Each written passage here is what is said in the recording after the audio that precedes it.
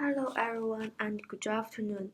Today our group will talk about question of communication, a change project in a local government agency, which a case study.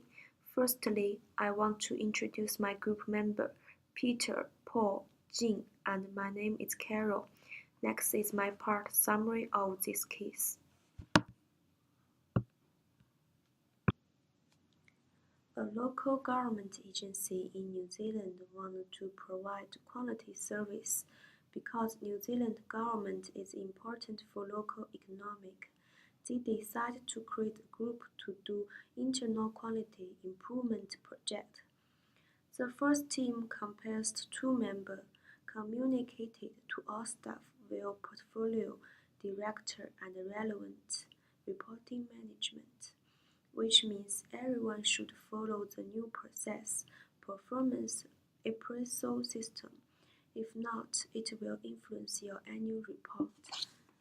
The change is direct and influence the staff benefits, so that even leaders agree with this process. The residence level is too high. Finally, the change is failed. They changed the way to set up a new group. Second group add in two members. Start use advanced notice system. Every decision they have made pass on every employees. Even not follow the new performance appraisal, it will not record in your annual report. This proposal supported by most of high-level leaders, so they get a lot of financial support. For management change, Team 2 wanted to start do more survey. They pay attention to think about the feedback from employees and analyze it. Then upgrade and improve in every quarter to help people to solve the problem. To promote corporate interact between departments. To increase the openness and cooperation level. This team has been started 4 months until now. The best part of it is communicate with employees and other group members. Guide and help them to be familiar with the new process.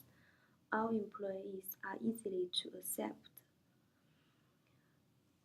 Performance appraisal are not damaging staff's interest. This method has been achieved the success, improve employees' ability, and realize change at the same time. Sustainable development question in 2017 and beyond still remain to be seen. Next is our table of content, which includes the first team, second team, barriers in future of second team, recommendation, conclusion, and reference. Next, pass to my partner Peter. Let him talk more about the first team and second team. According to the case analysis, people could find that Team 1 was using programmatic approach, which is top-down distribution of information to employees. However, during this case, this approach did not work well and results in ineffective communication in the case. According to our group analysis, we found that may be two main reasons why this approach results in ineffective communication. The first reason might be Team 1 failed to understand the programmatic approach. First, we might need to know the benefits for programmatic approach, which is use leader communication to reduce uncertain voice. The disadvantage could be the one-way model of communication. It might put much more stress on the conformers and may force disengagement and employees' residence. The person in the team 1 might do not have this strong leadership to manage the change and to reduce the uncertain voice. So the resistance might do not reduce at all. Finally, Team 1 gets conflicts with employees. This might be the reason why they fail. Move to the last slide. This slide is focused on the why resist and Team 1 strategies for managing residents. According to the context, there are two main reasons for why employees resist about the change. The first reason might be the change get highly relevant with employee. However, the manager is not communicating with employee at all. The second reason for employee why resist is that employee might have a wrong understanding about this change. They are confused and worried about did this change will hurt their personal profits or life. During the case, the Team 1 did use the political directive strategy to manage residents. How do we know this is political directive strategies? In the context, it says, if anyone refused to change, their annual report might get bad influenced. It might hurt their profits during the year. However, failing this strategy results in conflicts in the government agency, and the government decided to stop the change. Why Team 1 failed? Our group thinks the Team 1 might use the wrong strategy in the wrong place. First, why would I say wrong strategy? According to the communication part in this PowerPoint, we would already know that Team 1 used the wrong communication approach to communicate employee. This is the first wrong strategy they used. The second wrong strategy made the Team 1 use political directive to manage residents. Why would our group think this is a wrong strategy? Because before the Team 1 managing the residents, the wrong communication approach has already increased a lot of residents' force. However, managers still use political directive to manage residents. This results in conflicts between manager and employee. Finally, government agencies stopped the change program. The wrong place means the Team 1 might fail to understand their position. They are managing change in local government agencies. According to the context in this case, this local government is very important for local economies. So, the government might want to keep stability in whatever current situation or in the futures. However, Team 1 change plan results in conflicts in the government inside. This met not the situation that government want to see. So, this is another reason why Team 1 fails to keep managing change. Thank you for Peter's introduction. As he said before, the first team did not have a good performance in the change process, so New Zealand government agency decided to let the second team to continue to complete the change process. Through the case, FAS has provided that is a good choice. The second team has achieved some success. I will analyze the successful change of the second team in this part. Compared with the first team, the second team did well in the two aspects.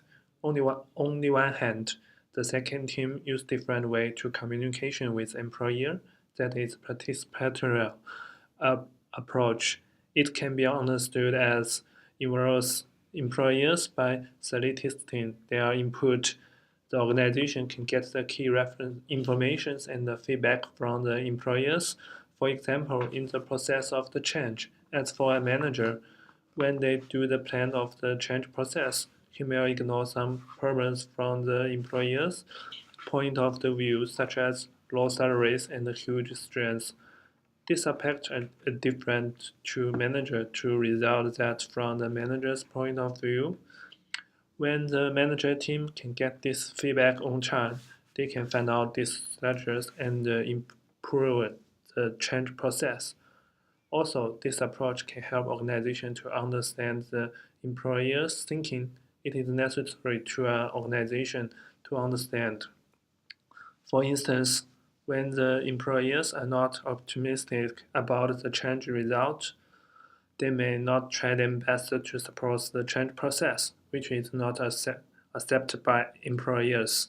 If the organization insists on this change process, the result of failure is not difficult to foresee.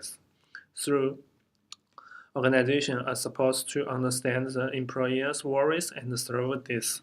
When the employers think that it is not unnecessary to make change and they are satisfied with certain strategies, the organization should give more information to let them understand the benefit and the process of the change through the effective communication.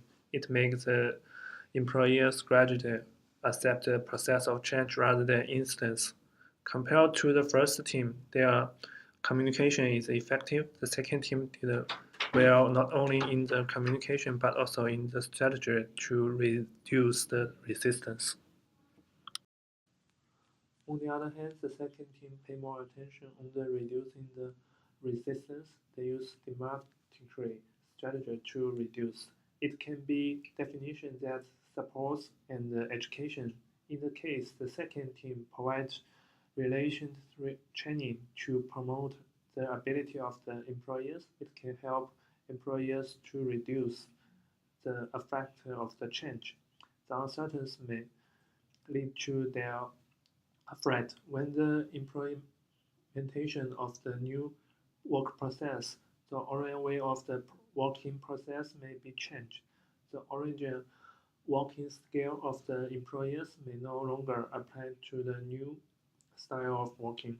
So they need to learn the new scale. If the employers cannot learn the scale in suitable way, they may be afraid to change. It will lead to resistance. As described before, the second team helped the employers to understand the benefit and the necessary of the change, so their change is successful. This is a table about the difference between the Team 1 and Team 2. We can clearly and easily know programmatic approach and the politic directive will result in a high levels of the resistance, so it will result in a fair change. The second team use participatory approach compared with the democratic strategies. Their level of the resistance in the organization is lower than the first one, and their change gets successful. Although the second team did well, it doesn't mean that their performance. That is a certain question for the organization. So in the next slide, we will introduction some barriers may happen in the futures. As we can see in the PowerPoint, time and the cost are the main challenges for the second team. Because of the training, the organization cost will increase, and the time is another problem. The process of the communication is a time-consuming process. It needs to have enough time to communication with the employers. These problems require attention by organization. So Jin will give some recommendation for organization how to remove these barriers. Recommendation. Firstly, have a clean direction for keep focus. There is a common goals between employees to achieve these goals. Secondly, is keep message simple. A mission or organization can be complex, with many nodes of the information to share. Don't overwhelm employees with the information and share key message points in plain language and avoid jargon and legal terminology. Thirdly, Minimize the resistance to keep government stability. Government agents should pay more attention to the efficiency of the service communication because they are not profit-making organizations. If internal conflicts can lead to strict service efficiency will be known. The next one is development a communication scheduling. Determine when to allow the media or organization and how different groups of employees will receive the communications. Leaders and managers at all levels need detailed information they can share with employees with the messages must be consistent to avoid fading in the normal mail. The last part is conclusion. I will talking about why Team 1 is failed and Team 2 is successful.